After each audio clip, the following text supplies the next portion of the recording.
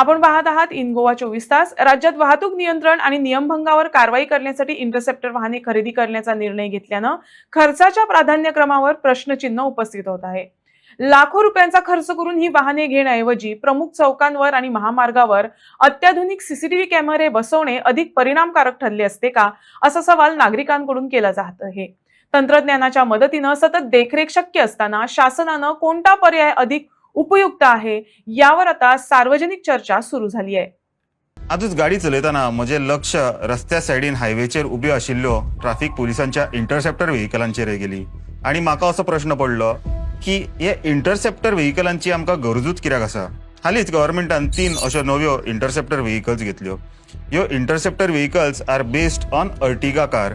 आता एका अर्टिगा गाडयेची किंमत अराउंड 10 लाख मानून चलया आमी।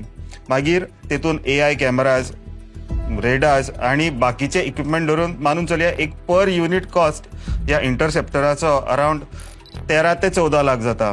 ताज्या भायर मागीर तेजे maintenance, fuel cost, driver cost, मागीर ताज्या बरोबर 4 ऑफिसरय तांकां धाडचे पडटा। आता ह्या सगळ्याचो कॉस्ट तुमीच कॅल्क्युलेट करा कितलो जाता तो। Now comes the interesting part.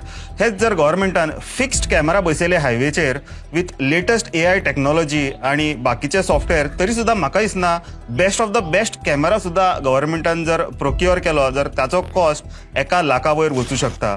ते सुद्धा हे कॅमेरा 24 वरां काम करू शकता विदाउट एनी ह्युमन इंटरव्हेन्शन आणि डाऊन टाइम। एका अर्टिगाच्या कॉस्टान 10 ते 15 AI कॅमेराज गव्हर्नमेंट रस्त्यार फिक्स करू शकता।